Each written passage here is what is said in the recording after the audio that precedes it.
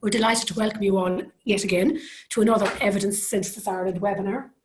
And just by way of a brief introduction, for anybody who doesn't know, and hopefully you all do know at this stage, that Evidence Synthesis Ireland is an all-Ireland initiative funded by the Health Research Board and by the Research and Development Division of the Public Health Agency in Northern Ireland. And our aim is to build evidence synthesis, knowledge, awareness and capacity on the whole island of Ireland. And we have a number of key activities around building that capacity. And one of those activities is this monthly webinar on an evidence synthesis topic. And I should also say at this point that Evidence Synthesis Ireland also includes the relaunched Cochrane Ireland. So our host today for this webinar is Dr. Andrew Booth, who is, as you can all see, online. And Andrew has been a systematic review methodologist at the School of Health and Related Research in the University of Sheffield since 1994, having previously worked in various health information roles. Andrew is a co-convener of the Cochrane Qualitative and Implementation Methods Group and is an associate editor for Research Synthesis Methods.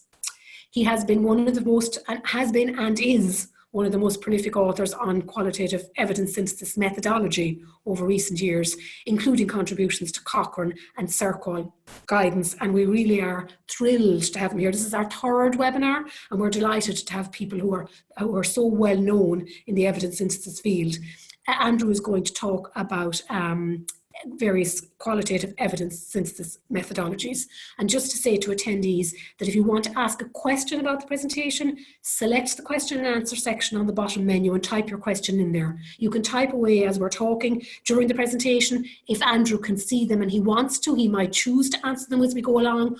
Otherwise, when we get to the end, I'll read them out. So we're going to have about 40 minutes of a presentation and then about 20 minutes of question and answers. So with that now, I'll hand over to you, Andrew, if that's okay. That's lovely. Thank you ever so much for that lovely welcome. And I'm looking forward to this session and having a face-to-face session later on in the year as a big fan of Evidence Synthesis Ireland. So I feel very honoured to be part of your first cohort of guest speakers. So what I'm going to try and do is set as a backdrop what is happening in qualitative evidence synthesis, a little bit of where we've come from, but it's such an exciting time to be involved in it right now that I want to really bring you right up to date with the current developments. And in that connection, you can see I'm having trouble with the frame advance here. That's it. So in that connection, this is my structure for today. I'm going to talk briefly about some of the ways that we know that qualitative synthesis is extending its influence through in the world of evidence synthesis. I'm going to take you through the different stages of qualitative evidence synthesis, but particularly focusing on some of the issues and questions that we've had to face and some of the recent developments that have tried to at least partially address some of these. I have to first of all make an apology if there seems a predominance of my own work amongst the things I reference. It's not that it's the most noteworthy, but just that we've been very active recently as part of the Cochrane Qualitative Group in developing guidance, and I've been associated with that. So it's really a measure more of our collective activity than my own individual contribution.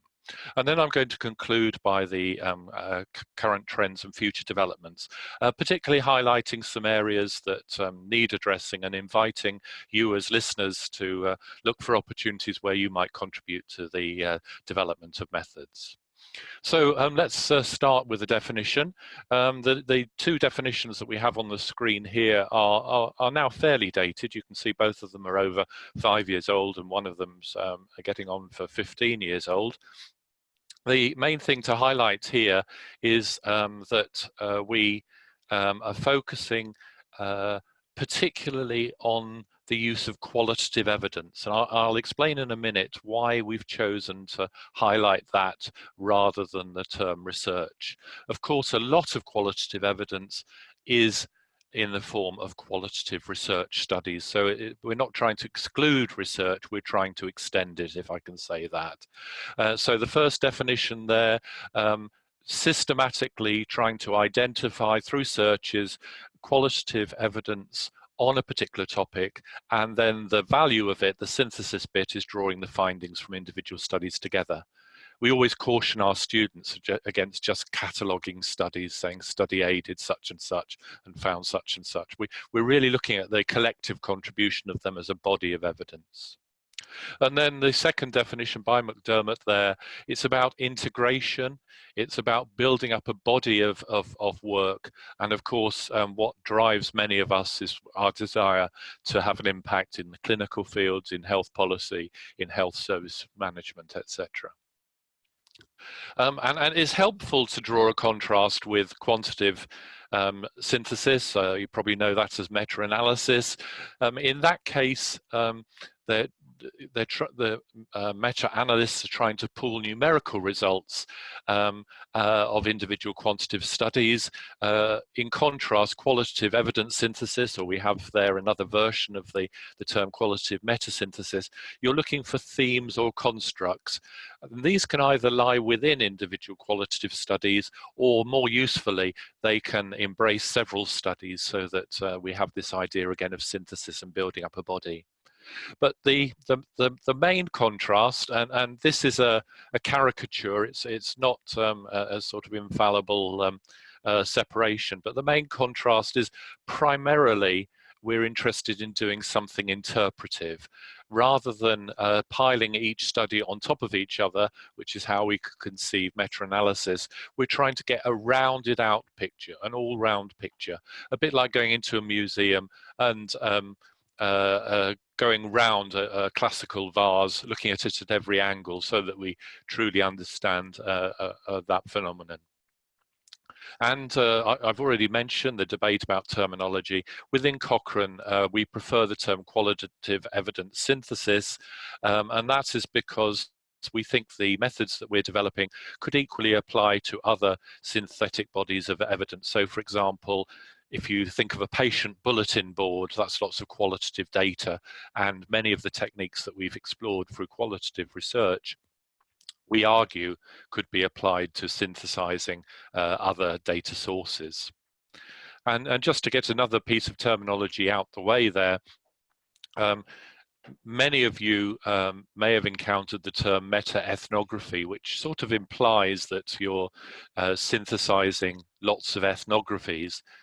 Actually, this is a term for the most common type of synthesis, and it isn't limited just to summarizing across those qualitative research articles that are ethnographies. It can be used more widely, and I'll explain a bit more about its purpose later on. It seems customary in the field of synthesis to always have a graph of this particular nature that just shows the growth of a particular area. Of course, everything seems to be on a growth curve like this, but I can honestly say that the ascent of the curve is really accentuated within qualitative synthesis. You'll see this only goes, in fact, to 10 years ago, and that's because it comes from a study that surveyed the trends there. But in my role in Cochrane, I monitor every single qualitative synthesis that appears on Medline, and we're now talking in the region of 30 to 50 syntheses every week. And this was attested to by Thorne in an article that we'll come back to later, because it's been quite a controversial splash on the academic horizon. But again, we can see this incremental growth through the years, so that the cumulative number is now in the thousands. But we're not just interested in numbers, particularly as this focus is on qualitative research. If we look at the actual impact of qualitative evidence, we see a trend indicated by 2 articles within the last 2 years, one attesting to the value of qualitative evidence within WHO guidelines, and another one talking about the role of qualitative evidence synthesis within NICE guidelines in the UK, and more generally through other guideline bodies. So it isn't just the volume of literature, it's also the impact of it as well. And we see this reflected within Cochrane. The appearance of the first qualitative evidence synthesis, standalone I should say, first standalone qualitative evidence synthesis was in 2013, and here we have examples of the sort of reviews that, in this case, commissioned by the WHO, but to stand alongside effectiveness reviews from Cochrane. And later on we'll mention that standing alongside Cochrane reviews is just one way of handling it. We're also interested in how you actually can integrate the two within the same review, which is more of a structural challenge. And a very powerful reason for thinking why would we want to introduce the qualitative component. If we think of any Cochrane review and the process by which it's made, very often this is about taking a very rich context in which an intervention has been implemented and then stripping it down to its numerical and descriptive characteristics. And that's been described as just using the bare bones. So you could view the qualitative evidence synthesis that myself and many across the world are involved in as an attempt to put back the context, or put back the messy context and flesh onto the bones that have been covered by our meta-analyst colleagues. So if we were to look at a qualitative evidence synthesis, it would resemble very closely what you would be familiar with as a systematic review process. There's very little here other than the specific mention of synthesizing qualitative findings that is unique to systematic review of qualitative research. And this is where I sort of reveal all.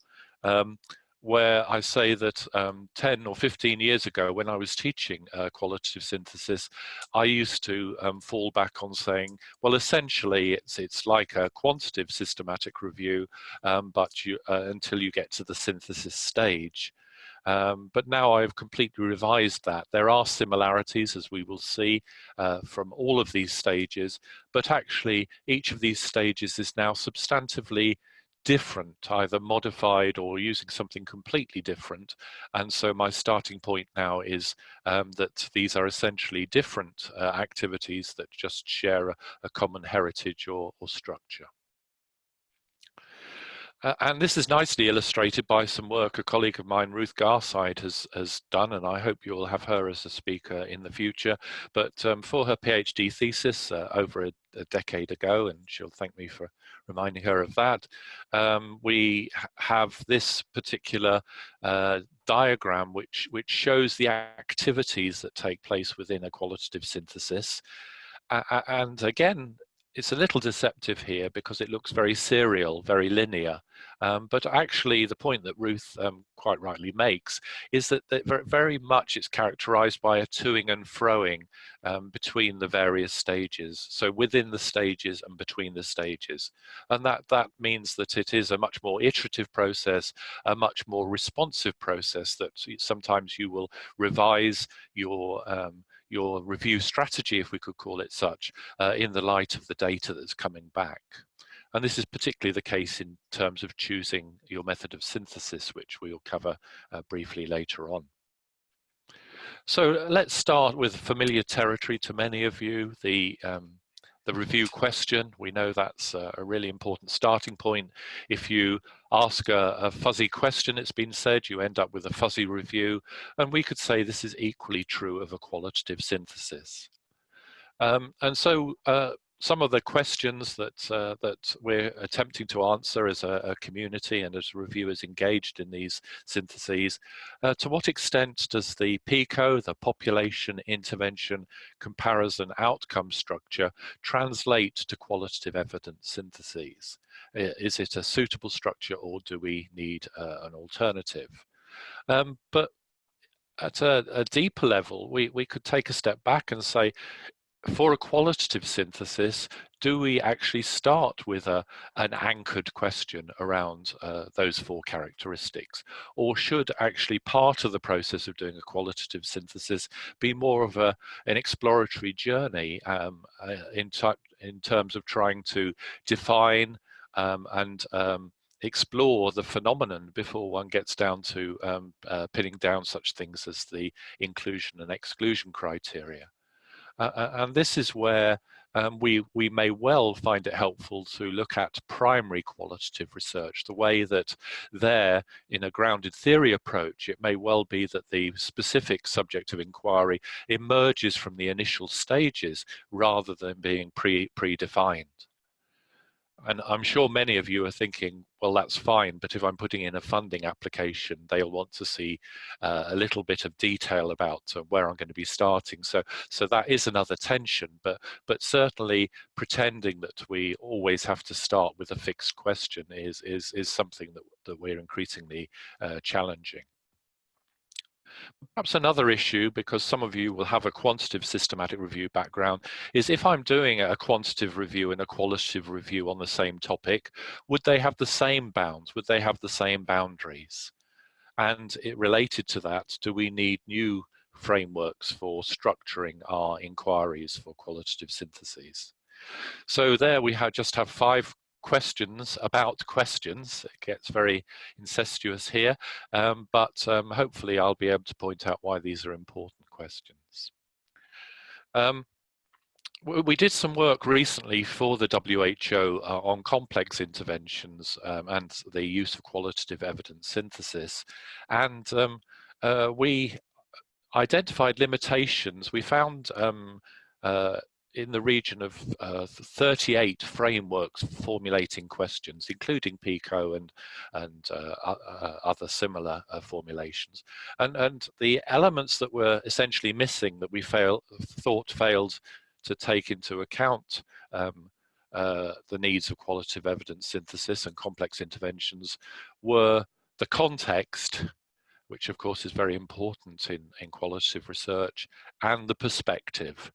And so if a question framework that you're planning to use in a qualitative review doesn't have those components, it could arguably be said to be limited, and perhaps, if we go to an extreme, perhaps not fit for purpose if it doesn't incorporate those ingredients. Here are some of the 38 variants. I sometimes call it the menagerie. We have versions called Peacock, invented by Mark Pettigrew. We have a version called Spider, which the list doesn't quite go down that far, but I was guilty of inventing that for mixed methods approaches. But others enjoy such frameworks as Cocoa Pop, Eclipse, and some of these that you almost can't even pronounce. So we've got PIRD, which I'm not sure quite how one would say that. So these are the existing question frameworks, and so we were trying to see which ones of these might we use, and we narrowed the list down. And perhaps unsurprisingly, we proposed another way of defining a qualitative evidence question. We proposed this and we gave an example, but it is still being tried out in practice, so it's very experimental. But we wanted to make sure that when you write a qualitative review question, that you have the perspective included in there, that you have the setting, you have the phenomenon of interest. Sorry, I should say the perspective there rather than setting. So the perspective, the phenomenon of interest, a comparison you'll see with, it almost looks like a copyright sign there, but really it's a C in brackets to say the comparison isn't always essential for a qualitative question. And then we found timing is important. And many qualitative reviews I've done, there's a difference between anticipating something happening and the fears and attitudes associated with that, and experiencing something happening. And so in that case, timing is an important distinction. And so many questions, such as, for example, attitudes to breastfeeding, there is a difference between a mother who is anticipating breastfeeding a child for the first time and one who has experienced breastfeeding either with one or more children. And that would affect the qualitative data. And then in terms of what the findings look like, the F of perspective, this is typically in the form of things like themes, or it could be even as a conceptual diagram. So that's perspective, as I say, very experimental, but we feel that it better teases out the question than a PICO does, and it's more, we could say, sympathetic to a qualitative mindset or paradigm. So that's from earlier this year. If we turn our attention to the next stage of the process, searching and sources, some of the questions that we are looking for answers for. Are we always thinking about comprehensive searching? In the same way as when you're doing a quantitative review with a meta-analysis, you're seeking to find all instances of eligible studies. Or could we bring a mindset from qualitative research more generally? So is there a role for purposive searching? If you think of qualitative research, if I want to find out attitudes of people in Sheffield to HIV, for example, there wouldn't be a requirement to interview every single person within Sheffield. I would think very carefully about my sample, and we're arguing that that could well be true with a sample taken from the qualitative literature, that one might not, well, one certainly would not need to find every single paper to have confidence that one's understanding the phenomenon. And then with regard to search methods, we have reason to believe that citation searching may be more important with qualitative research because the terminology may be more diffuse. Certainly the study types is more extensive than, for example, if you're looking for randomized controlled trials for a meta-analysis. We think that particular sources are more important for qualitative synthesis. So the wealth of material that is available in a thesis, for example, it's unlikely that many PhD students would run a randomized controlled trial as a PhD topic, although they may piggyback on the back of an existing one, but it's very feasible for them to conduct some qualitative research that can contribute to the evidence base, and also the role of grey literature. And then we've got the very interesting, from my point of view, angle of are context-specific searches of greater value, or do they simply add more noise? So to what extent would you in Ireland benefit from qualitative research that was limited to studies conducted in Ireland, and to what extent is there added value or less value from qualitative synthesis that looked at the same phenomenon but looks at the international literature? Now, I haven't used Ireland as a case study. I've used countries like Kenya and Nigeria, but I have got some evidence to think that the context may be very important in at least adapting the findings from more general reviews. So those are some of the questions. In terms of the answers, well, the thing that struck me several years ago was that we didn't really have a single source that summarized what we already know around searching. So to support the Cochrane revised guidance, which we were working on at the time, I conducted a structured methodological review. I did it single-handed, and obviously if I was doing it as a proper systematic review, I would have done it with a second observer, but essentially this was an attempt to structure an existing evidence base rather than to select that evidence base. And what I found was that many of the decisions that are now accepted practice in qualitative evidence synthesis are underpinned by poor empirical evidence. And that evidence might either be individual studies of qualitative reviews, or it might be extrapolated from our experience with searching for quantitative research. But what we are seeing, the good news is the search methods are getting clearer. We're seeing more and more evaluation going on as more information specialists and other researchers are getting involved in supporting qualitative syntheses. So this was an attempt, a cross-sectional slice, a photograph, if you like, of what do we know about searching for qualitative research. And I used a structure, a 7S structure, which focused about what do we know about, for example, the structured questions, about the searching, the sources, etc. So it's a very structured way of looking up the evidence, and we've been building on that subsequently. I've also been working with colleagues in Exeter to look at to what extent do search methods other than your standard of doing bibliographic database searching contribute to the evidence base. And what one of my PhD students, Chris Cooper, was able to demonstrate was that actually running those supplementary search methods earlier on in the process, rather than starting with the bibliographic search, may well be a better way of getting into the literature base, and ultimately may be more productive. And this article is particularly interesting because information specialists tend to stop at the point of having identified the literature. This study actually then made an attempt to assess the contribution of that literature. So what was the impact of these decisions on the findings of the review itself? So it went that little bit further in looking at the value. Some more research that's been going on, not by myself in this case, but picking up on something that I've been championing in the literature for quite some time, is the use of purposive sampling. The biggest barrier at the moment seems to be that journal editors and peer reviewers would usually expect a systematic review to be comprehensive in terms of its searching.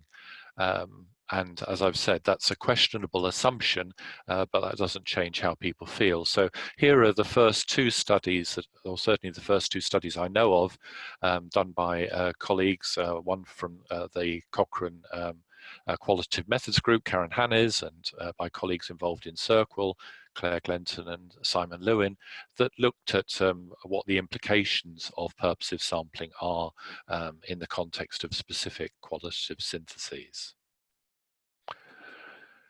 And a further paper, this one is under peer review at the moment, so it may well never appear and contribute to publication bias, but certainly it's an interesting issue that I presented about at Cochrane. If people do an international review, so looking at studies across many countries, by their very nature, they're going for breadth rather than depth. If you do a country-specific review, then you're going for depth over breadth. And this is an attempt to say, what are the competing merits of those approaches? And obviously, in the case of a multi-context review, that has implications in terms of a wide variety of databases and sources that you would search.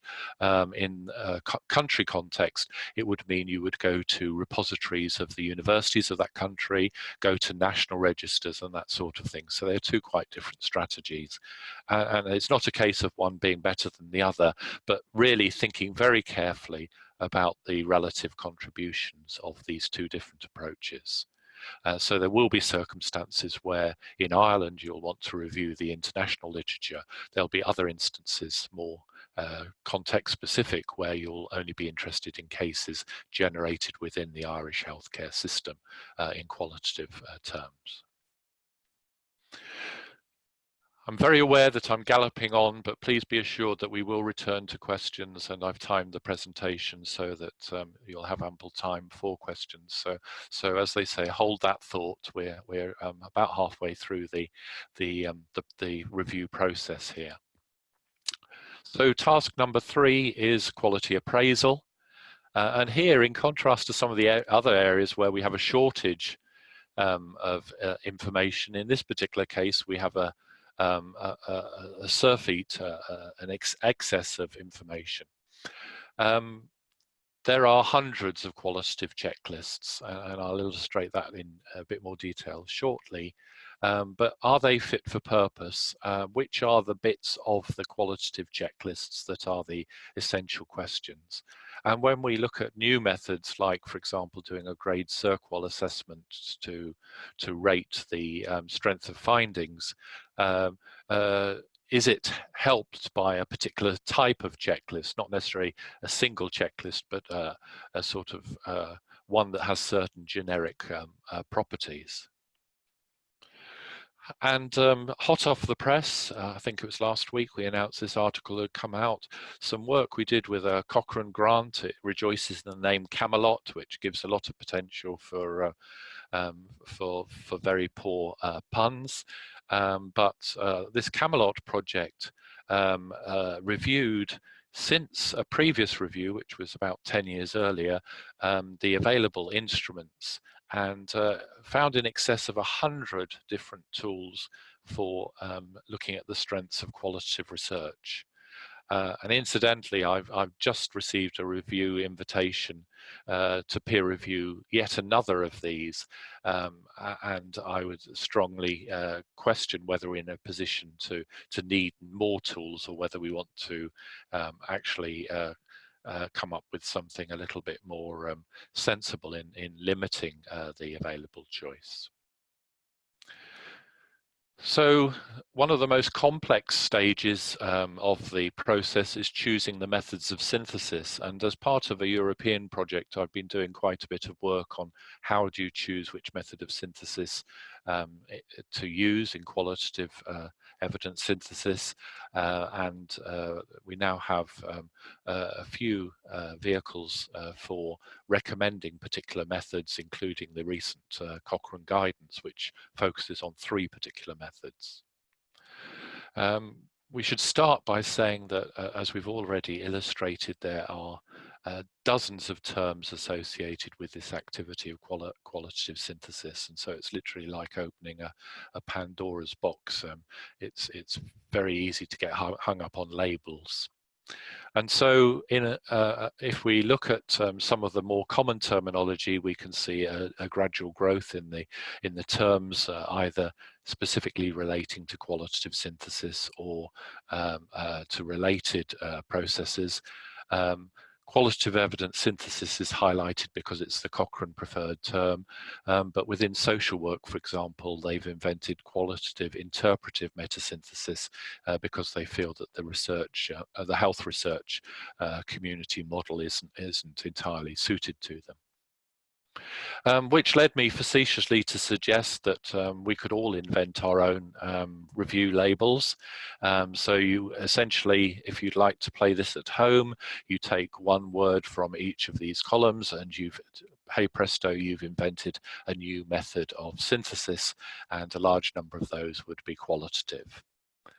And inspired by this, a colleague has devised this wonderful Twitter site that every hour invents a new form of synthesis. And so if you have nothing else to do with your life, then you could each hour receive a newly invented label that looks alarmingly plausible as a method, but actually is constructed from that sort of table that we've got there. So as you'll appreciate, there is tremendous potential for self-parody here. I just briefly mentioned that I criticized Mary Dixon Woods for inventing critical interpretive synthesis, saying we don't need another form of synthesis and another label. And then within a couple of years, I'd become the ultimate hypocrite of working with a colleague to invent best fit framework synthesis. And so I'd fallen into the same trap that I'd criticized. So this really is a minefield for the unwary, inventing new labels. But more importantly is what the methods are. We need to get away from the labels and think about the methods. So questions that you may well be asking is, how do I decide which method of synthesis to use for a particular qualitative review? Can meta-ethnography, which is one of the more theoretical oriented methods, be used for something very practical, like producing Cirqual assessments that underpin recommendations for policy and practice? And then there's the whole industry that now there are so many syntheses around that we're starting to face contemplating updating existing syntheses. So how do we go about that? Again, some tentative answers. So we've published this article in Journal of Clinical Epidemiology, some of the Cochrane coordinators, 7 criteria that you can use to help determine which method of synthesis you should pick, and telling you what the characteristics are of the 15 most published methods, how they perform against these criteria. And these spell out the acronym RETREAT. This was, as I say, based on European Union funded work. And so RETREAT means that you think about your review in terms of these elements. You think about your review question, whether it's a fixed question or an emerging question. You pay a little bit of attention to the epistemology or assumptions about knowledge that underpin the review you'll be doing. You think about how much time you'll have to deliver the review, the resources that you need, and associated with that, the expertise. You think about the target audience and how to produce things in a format that fits them, and you think about the type of data. And these considerations then help to shape or at least narrow down the choices that you can make. What we've come up with here in the article is a list of the questions to ask when you're trying to decide which method of synthesis to use. So this could be used by individual reviewers as they plan their first qualitative synthesis, or by methodologists in advising others about which methods they might want to use. The good news is that you can actually narrow the choices down to 3 main destinations. This isn't a comprehensive list, but these are certainly the most common, and therefore for that reason, because they fit in with Cochrane thinking, these are the ones we highlight in the Cochrane Guidance and in the WHO Guidance. So here we have thematic synthesis, which is the equivalent to thematic analysis in primary qualitative research, framework synthesis, which is an equivalent to framework analysis in primary qualitative work, and meta-ethnography, which some critics have likened to closest to grounded theory type approaches. And we have examples of these if you're interested in following that up.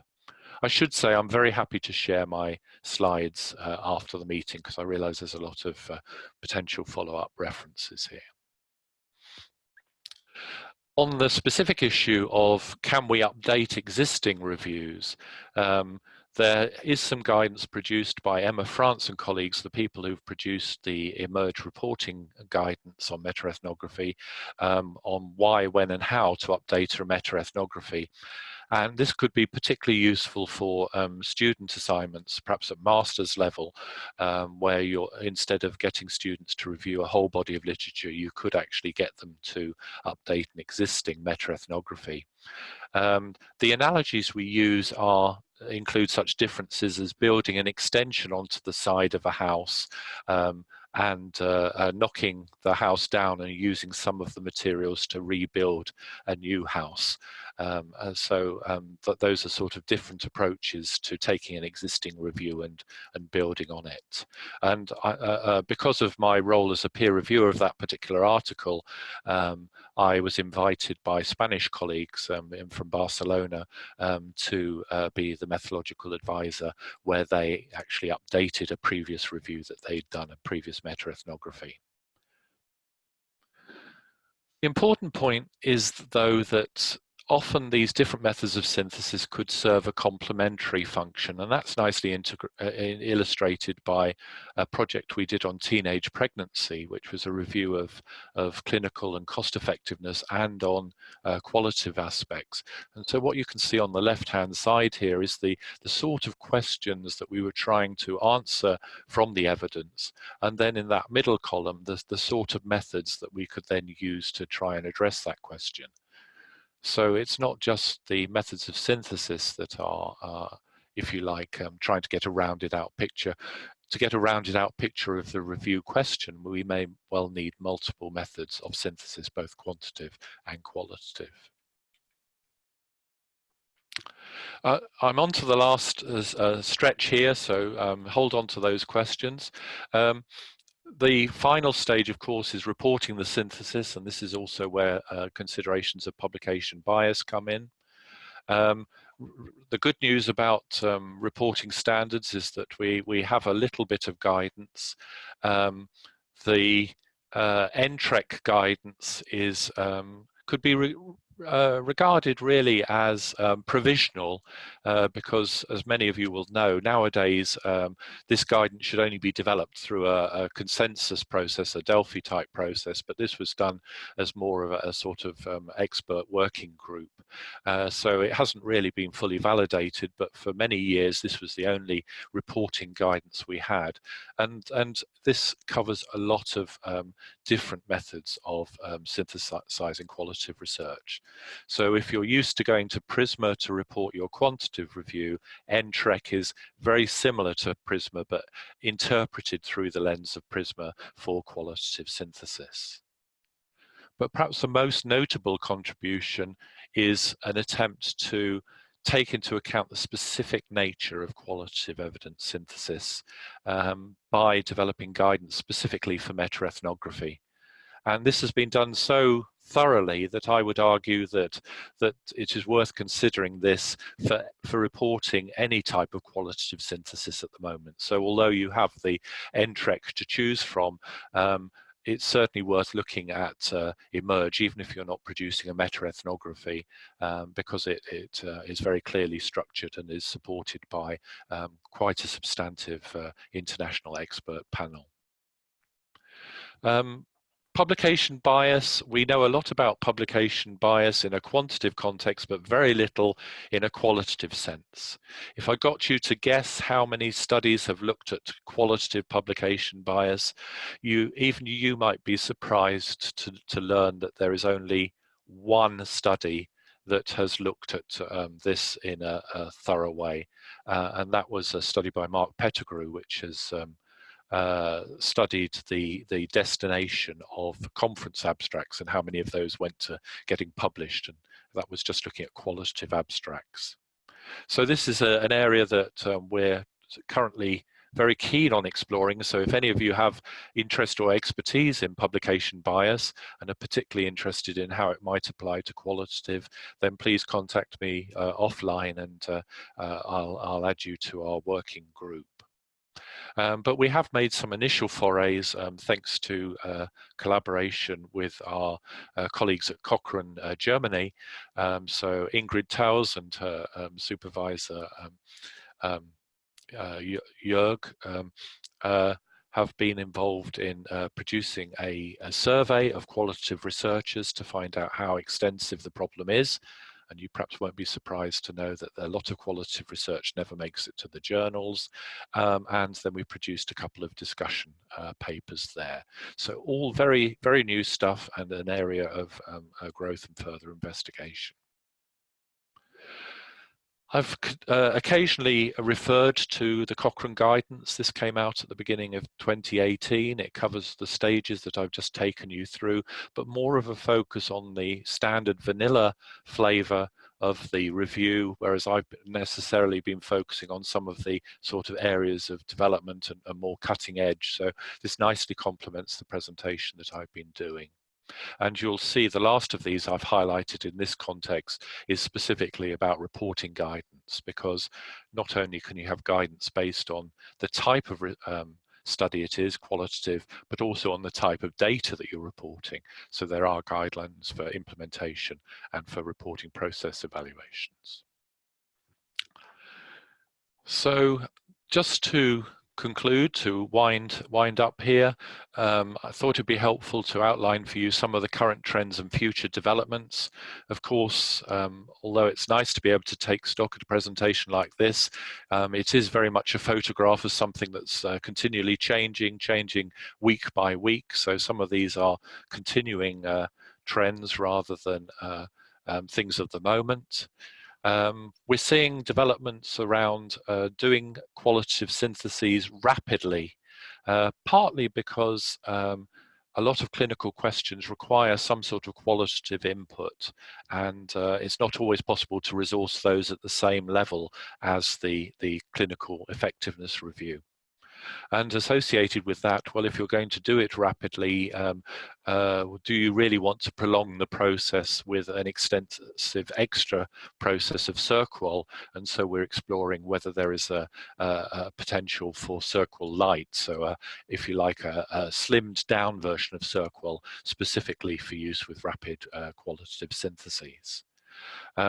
As I mentioned, the Camelot study has reviewed existing checklists, but it still has to come to some conclusion about which checklists actually meet these criteria and which could be used for CirQual assessments. And so that will be the next phase of that project. Dissemination bias, we've just started down that road and started to publish. And of course, we have to publish if we're publishing about dissemination bias. And for those of you with more of a qualitative background, there's a tremendous amount that we can learn from you as members of the review community from your primary qualitative research experience in terms of how you handle theory and how you handle context. And those are big growth areas that I see being looked at over the next couple of years. But if you're in search of the holy grail, if if I'm not being too irreverent there, in terms of something to occupy your research agenda for the next 5 or 10 years, then the big issue that we're grappling with at the moment is about mixed methods and how we can integrate quantitative and qualitative side by side, not just reported together, but actually integrated fully so that they can help inform decisions. We have made a little bit of progress around rapid qualitative syntheses. A colleague of mine, Fiona Campbell, has reviewed the existing examples of rapid qualitative syntheses and also found out that there is no methodological guidance out there telling you how to do these. And that article has now gone to press and should appear in the next couple of weeks. A lot for you to get your head round, and I thank you for tolerating this rather sort of rich and very fast trot through what is a very large area. But I would point you to the Cochrane website as a starting point, both for some of the activities and publications we produce, but also for training opportunities such as the Esquire course that I run annually here in Sheffield, a 3-day course. And I say that in full knowledge that actually things have been revolutionized recently by Evidence Synthesis Ireland, who has run a whole platform of qualitative focused events. So you're becoming very well placed in Ireland to do further training on the back of this particular introduction. We should end by acknowledging that this activity is not without controversy, and that there is the danger that if you do this particularly quickly, but not so much quickly, but badly, that you end up producing something that's a stitched together form of qualitative synthesis that becomes like Frankenstein's monster. The very things that we're looking to add by doing it well, an understanding of context, an addressing of theory, are the sort of things that could be very tempted to be stripped out if one is doing it in an oversimplified way. We acknowledge this, but this is a little bit like someone being a fan of a rock band until that rock band becomes popular, and then bad-mouthing anyone who follows that rock band from this point onwards. Now it has become more popular. So we have to take these sort of offerings with a pinch of salt, but certainly it was helpful to get these issues out in the open here. So it's not so much a criticism of the activity itself, but it's an indication of doing it in a way that fails to harness the full richness, the gorgeous and evocative depth and details of qualitative research, and we certainly don't want to undervalue that contribution. but in its right place, done to high quality, useful insights can be added. I think of my own examples where, for example, my understanding of appointment reminders has been enhanced considerably by looking at the qualitative evidence and seeing that it's much more helpful to think about appointment reminders as being for the benefits of the clinic rather than being for the benefits of the forgetful patient. If you're interested in choices around particular methods, there's a video that was produced within a Cochrane context that looks at the three main types that are highlighted. So it's not all about reading here, you can have a video. But I would end by encouraging you to think of the complementarity, not the adversarial status, but the complementarity of qualitative research and the importance of the bit that very often gets missed out if you do it very quickly, which is the interpretation. And so this is nicely indicated by this cartoon that indicates that these are in fact complementary paradigms. So that is the overall landscape, if you like, and now I'm very happy to answer some of your questions. I can see at the moment we've got one question addressed, but I'll hand back to Paul. Thanks, Andrew. That's great. Thank you very much for that. We're delighted. It was a very interesting and extremely useful talk. And thank you for all your support for Evidence Synthesis Ireland. And interestingly enough, when we were starting off at the beginning of this year, we had to decide what areas we would focus on because we couldn't cover every single type of evidence synthesis. And we did decide on qualitative evidence synthesis because obviously we can see the huge importance of it, but also we're extremely lucky here that we have some very, very good qualitative evidence synthesizers and a lot of synthesis going on here among our qualitative team. Yeah. And another area we decided to focus on that you mentioned was mixed methods, because we can see that there's a huge demand out there for training in mixed methods analysis. So we will be doing some work on that. That's great to hear. So while I'm asking the first few questions, if anybody has any more, type away. There's 3, Andrew, in the chat box and 2 in the questions and answer box. Oh, okay, I see. It was split between 2. Do you have a preference which ones I address first, the chat or the question and answer? Either or, whichever you want to do yourself. I can read them out or you can read them yourself, whichever you prefer. Well, I've got the question and answer frame open, so I'll start with those if I may, because I always have the fear that if I click on something, I'll never ever be able to find it again. So I'll start with the ones I can actually see. So Pauline, hello Pauline, is asking whether this selection of thematic framework and meta-ethnography have actually been demonstrated to be the best methods to use, or whether it's based on frequency of use.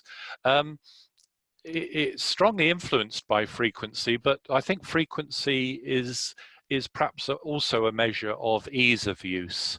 And that's certainly true for the first 2, thematic and framework, because people come with a background perhaps of qualitative research and are familiar with thematic analysis and framework analysis, then perhaps they are more familiar with those ideas. So that helps in terms of supervision or methodological teams, etc. I think there's also an element of the reason why those 2 are so common in primary studies are because they are fairly intuitive to learn. I find that people pick those up quite easily. Perhaps at another time we could talk a little bit more about, sort of how one would make these choices. But as I say, the first 2 are certainly around ease of use and familiarity. Meta-ethnography is slightly different. It's the most long-standing, and so has more exemplars, and now has both guidance for conduct done by Britton and colleagues, and it has guidance for reporting from Emma France. So I think there are different reasons behind those 3. Okay, Mike, any advice for using methodological search filters? when searching for qualitative studies. We have the perception that short filters, well, it's not just a perception. I review some of the studies in that overview article, but there's a strong reason to believe that short filters can perform as well as long filters.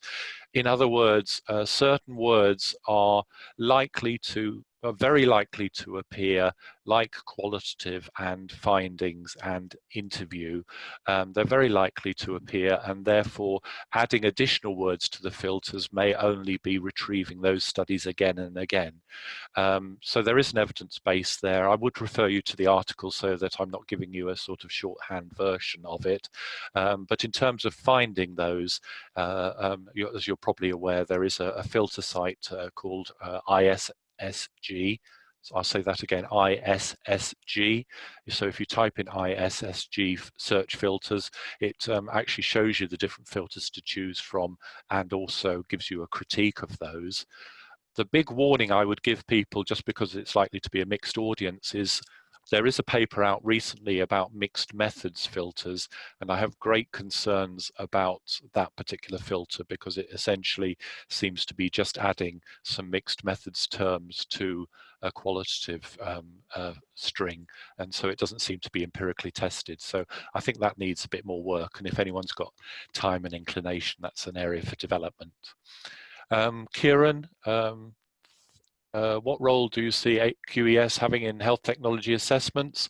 Well, interestingly, one of the very first HTAs we did, and I was, amongst the vanguard in the UK of people doing systematic reviews for HTA, was on neonatal screening, and it actually had a chapter on how mothers felt about having a blood extraction needle put into the heel of their newborn infant.